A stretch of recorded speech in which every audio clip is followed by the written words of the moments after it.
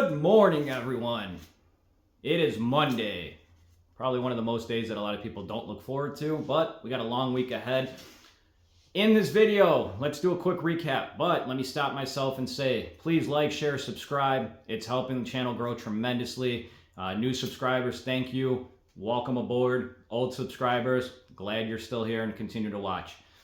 In this video, we got a couple different things we're going to cover.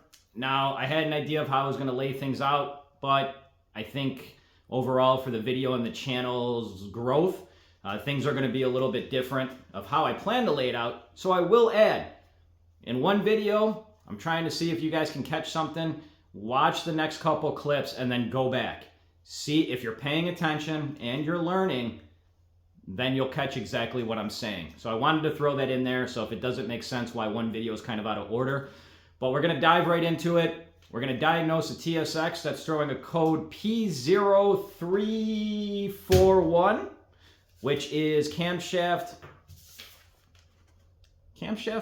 position sensor A circuit range. Not only am I going to dive into this, I get a little bit more in depth to try to get your mind to open up the whole diagnostic procedure when you have a problem. We also have the Prelude that I've been covering in the last couple of videos. Friday, I gave you a little sneak peek. We got an update on that. And then the car from Friday, that was the Haltech car and the package car. Talk a little bit more about that as well. And that one clip specifically, that I don't know where I'm still going to insert the stuff, but you're going to go back and then watch the TSX clip again. Comment down below if you see exactly what I'm talking about in the video.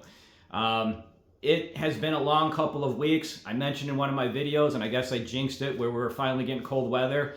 Then we pop up with an 85 or 80 degree day. I'm beat, I'm tired. My one daughter is sick, which I feel like I'm getting sick as well now. I don't know if it's the weather. I don't know if it's just from exhaustion. I'm working nonstop. We're around the holiday time, well, Halloween time. So there's a lot of stuff that, as a family person and having kids, got to make sure the kids are happy. Pumpkin patch, carving pumpkins, all that fun stuff too. Let's get into it. Thanks a lot for watching and subscribing.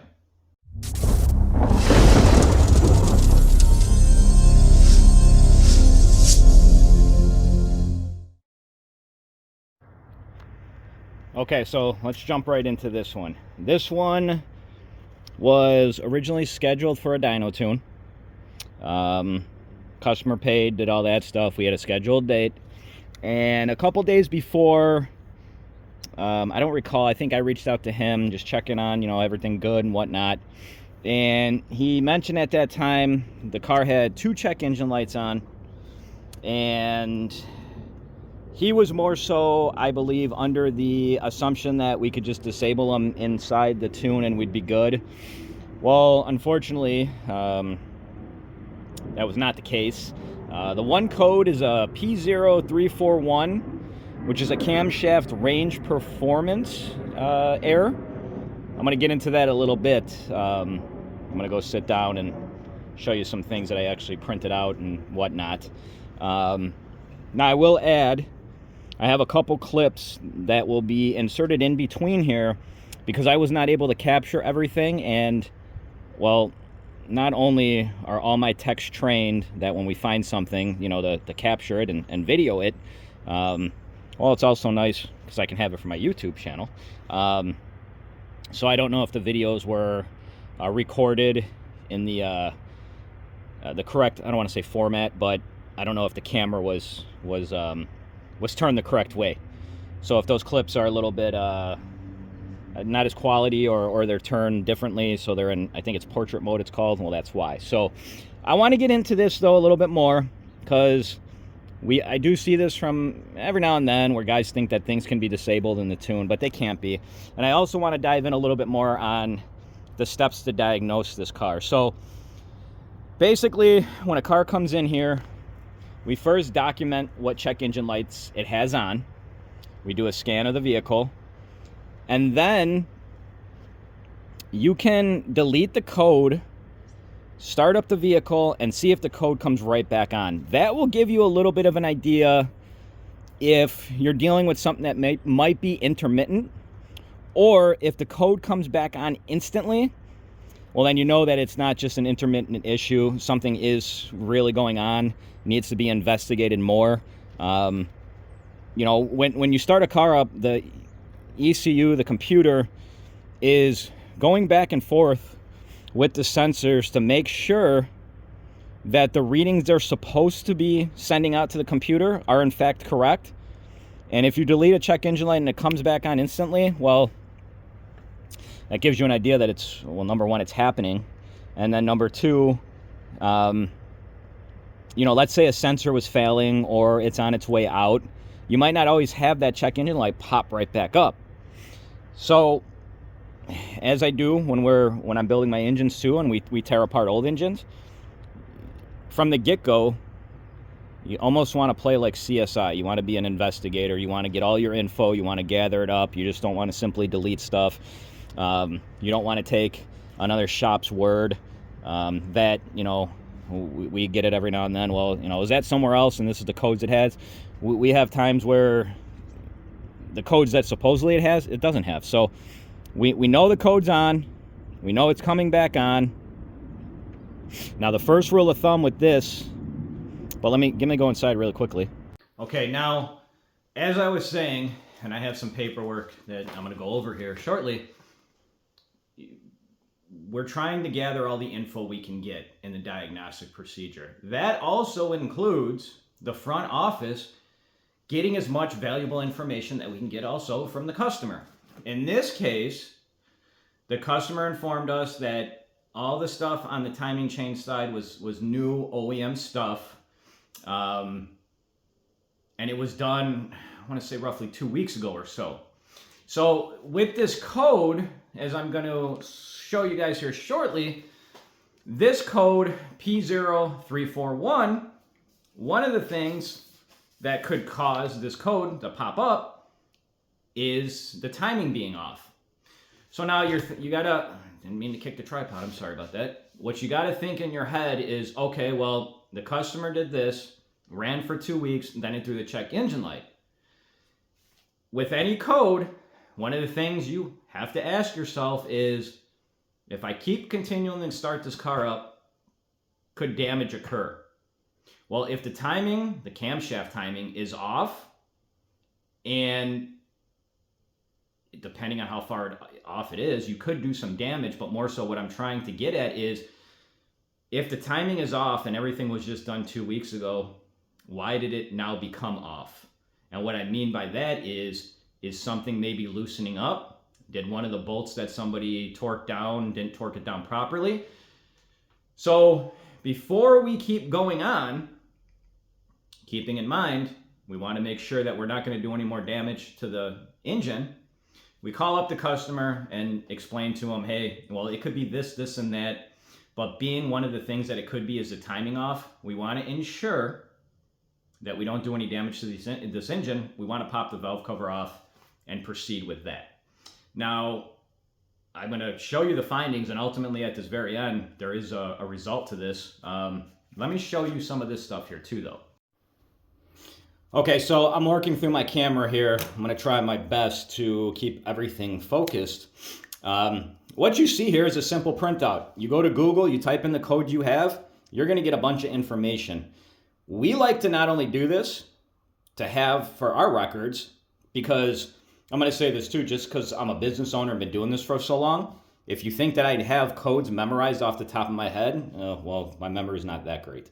But we also print this out and give it to the customer.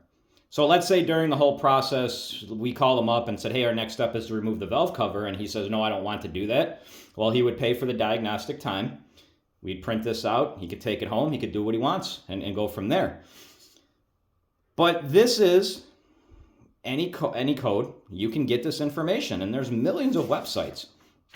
What this website does is not only does it give you the meaning of what the code means, it is also going to give you, now this says some Honda vehicles, it's going to give you possible causes. Now, you see the first possible cause is going to be a faulty CMP, crank position sensor.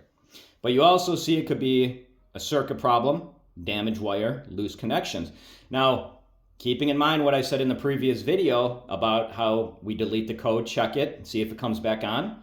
Well, what happens if we delete the code and it doesn't come right back on? Well, that kind of could make us believe that, well, maybe a sensor is failing. And if the sensor is failing, maybe it's affected by heat soak. So, after you drive it for 2 hours, then the check engine light comes on. But could it also be like a damage or a loose connector that necessarily is damaged, but the engine has to rock a certain way, so you lose that connection? It could be. You also see it could be a defective camshaft reluctor wheel. And as I was saying, issue with timing components, stretched timing chain, or a failed timing chain, tensioner. Well, if you got stuff like that going on, we don't want to continue to keep starting the car and then possibly have something worse happen. Now it gives you the symptoms: hard starting, intermittent starting, rolling out, all that good stuff. So as I keep saying, getting all your stuff together and you're coming up with the best possible solution to attack that problem. So we removed the valve cover, we checked the cam timing. Cam timing was good, it was spot on. So then we gave him the next steps. Now I'm going to go see if I have a K-series taken apart that I can show you what I'm talking about to make things a little bit easier before I insert the video. So I was able to track down a head here. What I want to show you now is the other thing that would cause a check engine light, as I was saying in the reading off on that description, that paper. You got two different cam sensors. Well, you're missing one here, but you have one here. Normally there's another one just goes right in here. Those, and the head's not fully bolted down, those read off, see if I can get that to focus, those read off the trigger plate. You can call them pulse plates. And those are going to tell the computer where the camshafts are. And if there's a problem, well, you're going to get that check engine light. A lot of guys, and the first thing on that paperwork was bad crank sensor. We'll just replace the sensor and I replaced it, it didn't fix it. Now, there's other ways to see where these are reading.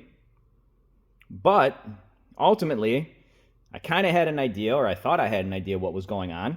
So I told the customer, I said, hey, I just want to simply remove these two guys. And they're only held on by two Allen bolts. One here, one here. And I want to inspect them. And lo and behold, I have a clip of what we found, which I'll insert.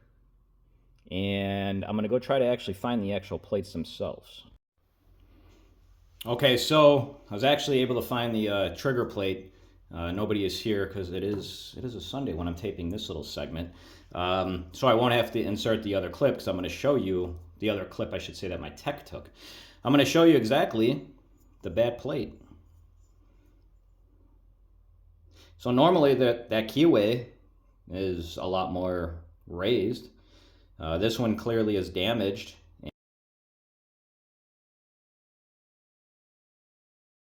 And might have been holding on for a second, or more so even holding in place, but maybe rocking back and forth an extra more than it should have. And that's when the computer threw the check engine light. And like I said, keeping in mind, if you just shotgun parts at it, well, you could have replaced the two cranks camshaft sensors. You could have took off all the timing stuff and thought, okay, well, everything looks good. Well, maybe it's the maybe it's the VTC actuator or solenoid. So you gotta really inspect. And I'll say that a person that doesn't do it for a living every single day, it's very easy to go off of this paper and just simply say, hey, we're gonna do this and this and that. Some people might not even be aware of what this is and what it does. And you see the markings, you see how it says, trying to get it to focus. You can see all the arrows and whatnot. But that's the problem on this car. So we also found another issue that I have to say it over and over, and why we don't use injector adapters, because of the connections are loose. But let me go show you really quick. And he doesn't have injector adapters, but let me show you. I want to show you something, but before I do want to mention something because it just caught my eye. And I'm not going to say this, I'm not going to give you tips, but if you watch all the video, come back to this little video and see if you can spot what's wrong. I'm not even going to say it. Can you spot what's wrong? Okay, so now what I want to do show you is when we got into this more, took the valve cover off, we noticed all the the coil clips are broken. So my light doesn't really help. I'm trying not to get the shadow. Probably undo that.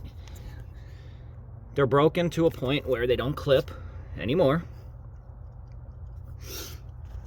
So they're just gonna come right off and wiggle right off. And so are the injector clips.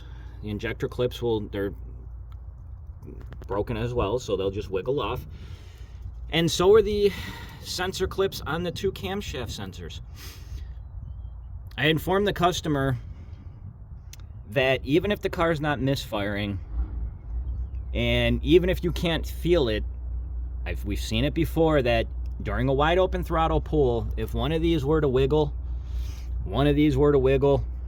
and you lose an injector signal, you lose a coil signal, well, you're going to have a misfire. And you're going to have a misfire at the top of the pull.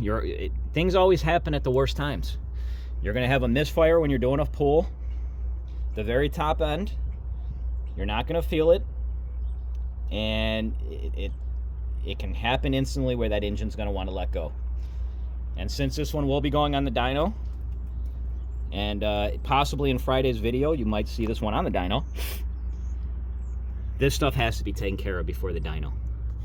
These clips, we no messing around like that. Now, if the customer stated, well, I don't want to do that, I don't have the money for it, but can we still tune it? We can, but we're going to literally tell you, and we're going to make you sign off on it that, hey, stuff like this can cause your engine to blow up. And if it doesn't happen on the dyno, it can happen over time. And you're going to basically say, I'm aware of that, and I know the dangers, and I'm going to go with it. So just wanted to show you guys what we found as well. Hats off to my tech for noticing that the injector ones were broken as well. As I said, I said in my one video, trying 2 steps ahead. You got had to take these off, of course, to get the valve cover off. Took these off to inspect. And if every one of these is broken, and those are broken too, hats off, like I said, to my tech finding that one. So let's get on to the next video. And like I said, if you're coming back for this, see if you can find the issue. Come on, man, it's clear as day, especially if you watch this whole video.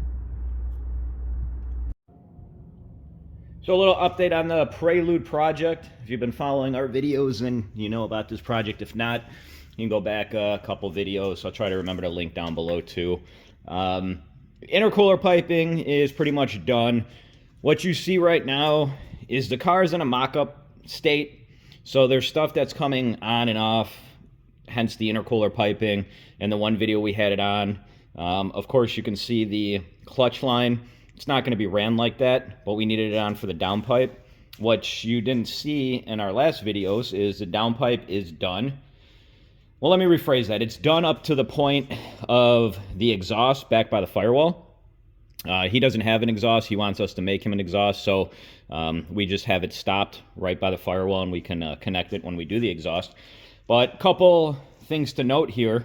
The downpipe not only is done, and it's a full 3-inch, and I know how much of a pain it is on these chassis to get stuff in this area, and I did discuss it in the last couple of videos. We have not only a half-size radiator, we have a SPAL fan, SPAL, however you want to pronounce it. I think it is, or could be his. Let me see. I'm trying to see. We use SPAL. I don't SPAL. I don't know if this is his fan. Yeah, I think it is. Either way, though, what I was stating is Look at the clearance between the radiator fan, still utilizing a fan shroud, which I'm gonna say this. And I saw a guy not too long ago on Facebook. He was having overheating problems, and he wanted to upgrade his radiator. And I asked him a simple question. I said, "What fan shroud do you have on it?" And he said, "None."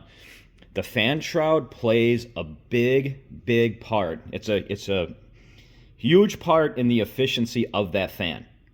So a lot of guys will take off an OEM fan, and I honestly think it's like they think they're upgrading.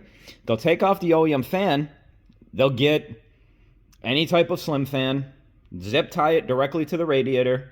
It's not zip ties, but they're special little ties or whatever you want to call them. And in reality, they think that it's cooling better, but it's not. You got rid of the stock fan shroud, which is a huge, it's a benefit. So that's key. In my one video too, how we had the intercooler piping wrapped, that's tucked close to the shock tower, and we were stating how he can still get a battery in there. Well, he's actually going to put, he has an electronic power steering pump, so he's going to put that there. That's his intentions. Other things to note, besides that clearance, we got the dump tube snake down there. Let me see if my flash will turn on. Boom, my flash will turn on. So you can see the dump tube. Not fully welded up just yet. As I said, we're in the mock-up phase.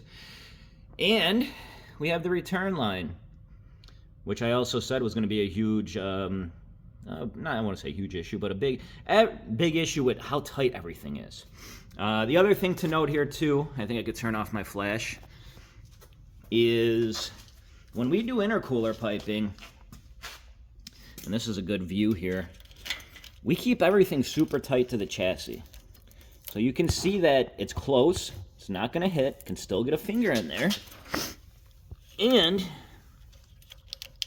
what that allows us to do is have, and my phone camera doesn't want to focus, but you get my point.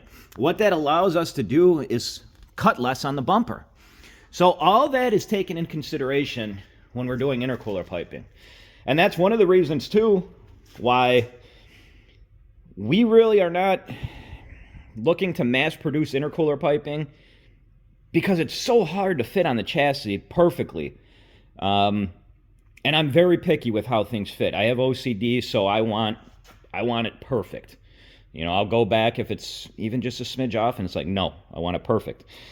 And my guys know this too, so they know what they're expecting from me, and what they're, you know, if you don't do it that way, I'm gonna make you do it over. So same thing on this side. You can see here, if we want to focus, super tight, so you don't have to trim the bumper that much. I'll also add, in our intercooler piping, the rule of thumb is we only want to have couplers where the piping has to detach so you can get it off of the chassis. Well, what does that mean? If you're not familiar with what I'm talking about, or you might have said, hey man, that sounds stupid. Isn't that common sense? We've actually seen pieces where guys will fully weld, no coupler there, fully weld down below here, and you really can't get the pipe off. Or I should say simply. We had one customer where it's like, hey man, how are you getting the piping off to access anything else? You got to take the whole bumper off. It's like, no, you know, we take it all into consideration. So this project is coming together nicely. There's some other stuff that you do not see behind where the gas tank is, up above. Before the car got here, someone started to basically sand down to bare metal, which started to flash rust. So we had to clean all that stuff off. We're going to throw some underlining on it and all that stuff, the primer, whatever has to be done in that step in order. And we're going to continue to make progress on this one. So might not see this car for a week or two, but it'll pop back in.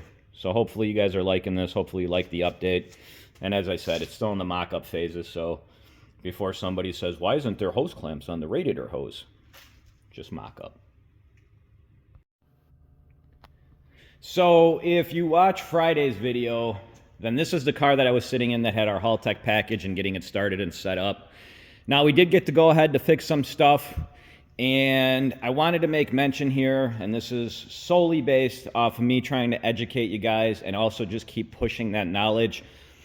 There's some things that I want basically not only embedded in your brain, but I also want you to watch these videos, and I want you to, if you're on Facebook and you see somebody running, let's use this as an example. If you see somebody running one of these small, tiny fuel filters, tell them to remove it. Those things should have never been invented. They clog up. If you don't have an issue where the car wants to no start and the thing is clogged, well, now you have an issue where you're not getting the full amount of flow that you should to the injectors. And I'm going to say this, and because I know some people are thinking, well, if this thing is restricting stuff, wouldn't I see it like in the air fuels, or wouldn't the car want to stumble? No, not necessarily. It might just happen where, let's just say, let's take it as an example, you want to make 400 horsepower. Well, let's do 500. 500 is the new 400. Let's say you want to make 500 horsepower. You're on 1,000 cc injectors, and you know those injectors are borderline. You know they're not, they're going to be big enough maybe to hit that power, but you're going to be maxing the duty cycle. And when I say maxing the duty cycle, well, my preference on an injector duty cycle is 80%. I don't like to exceed that number. Yes, you can go over and your air fuels will still be where they're at, but you're pushing the injectors to the upper limits where you can start having problems, where the injector does not want to perform like it should. And when I say that, I mean run lean at the very top of a pool. Because at the very top of a pool, give or take how efficient the setup is, that's when the injector is going to be working the hardest. So you tie all that in, and now you have a restriction that not necessarily is you're seeing it at idle and your partial throttle's fine. But during that wide open throttle pull, those injectors that are already maxed out, now the restriction comes into play. You go lean at the top end of the pull, and you basically can wipe out your engine. And it can happen instantly. I want people to understand that too. It's not one of those things when you're doing a pull that you can see on the air fuel gauge. Most air fuel gauges don't react that quick. Even the dyno wideband at times won't necessarily react that quick. You can maybe start seeing it trail off going lean in a data log. Let me add that too. But when you're doing a full out pull, 500 horsepower, you're not focused on the air fuel gauge like that. So why I'm mentioning this is, as I said, I want you to take these videos and you see somebody in a Facebook group that posts that they have like that on their setup, remove it immediately. And it doesn't matter if you're on E85, doesn't matter if you're on 93, 92, 91, 87, and it doesn't matter if you're all motor or not. Those are junk fuel filters. They're way too tiny, and they should have never been designed and made. But that's the other thing. As I've been talking in my videos, a lot of companies are just out there to make money. I have been talking the last 2 videos or 3 videos about a company I won't carry. I'm 99% sure, and I could be wrong, but that company also carries those fuel filters with their name on them. Why? Because they make money off of them. Now, I'll also add, just to throw in this mix, get your mind thinking as well. And I see this a lot. And yes, it might not affect the setup, but it's not correct. Valve cover ground. So yes, you know, a lot of guys will put it here because it looks a lot cleaner than over here. Some guys will even put it here because it looks a lot cleaner than over here. Now, what I want you guys to think about here is this is grounding out to the valve cover, or so you think it is. What ultimately is this ground supposed to do? Well, how is this grounding the valve cover out if there's a gasket in between? Now you can go back and say, well, it's touching metal and then, you know, this over here. The reason it's grounded here is because it actually grounds through the stud that goes into the head. If you want to make this clean, put it on the side of the head. Put it in the front of the head over here, so you're actually grounding out the cylinder head. I only mention that, you know, some people might say, well, this is grounding, there's metal, and this is touching this, and it's grounding. I'm not going to argue with certain people. Everybody, you know, I want to say everybody, but certain people will argue until they're blue in the face just because they think they're right. If Honda wanted it there, and Honda engineers, Honda has a reason why they put it there. Let's just say that. But if you want to make it cleaner, ground out the cylinder head itself. Like on the front, underneath the bracket. You can even ground it out through this bracket, because now if you have the typical cast iron bracket or the black, well, it's black, you got to make sure you clean off the paint. So those are two things I just wanted to educate and inform you guys. And if you've been watching me, then you know all about those two things. So let's go on to another project that we have here in the shop. Discuss really quick on that one as well.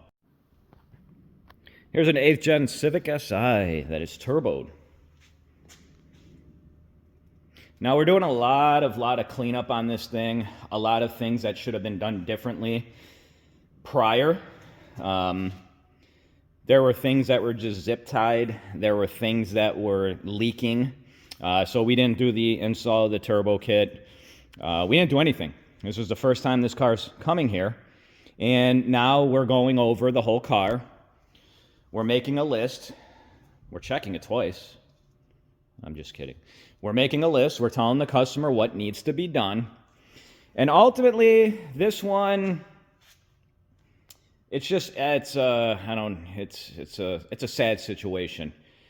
He started talking to me. He informed me that this car's been to 2 other shops, and basically those 2 other shops just milked him for the money, and when he needed help, they pretty much ghosted him. He said it was very hard to communicate anymore with them, and he even said, I had the money to pay. So now it's here. So we're going to take good care of not only the car, we're going to take good care of the customer.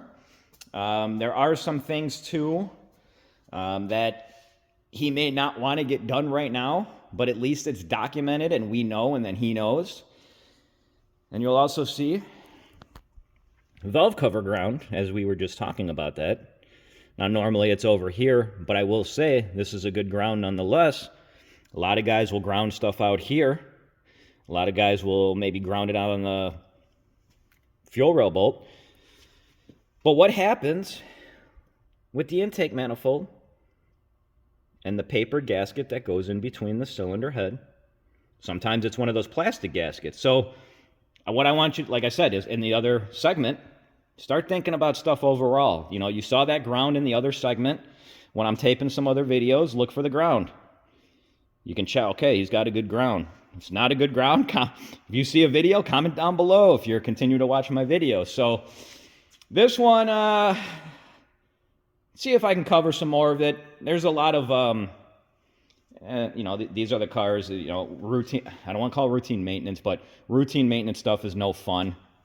You know, cleaning this car up, it's no fun, but it's work, and work is work. So we got this one. And I think that's about it in this video. I think with all my video clips that I have, I think we're going to end it here. I will say this coming Friday. So as I was saying before, I got a phone call. Hoping this coming Friday I'll have some updates on these projects. We'll keep on rolling.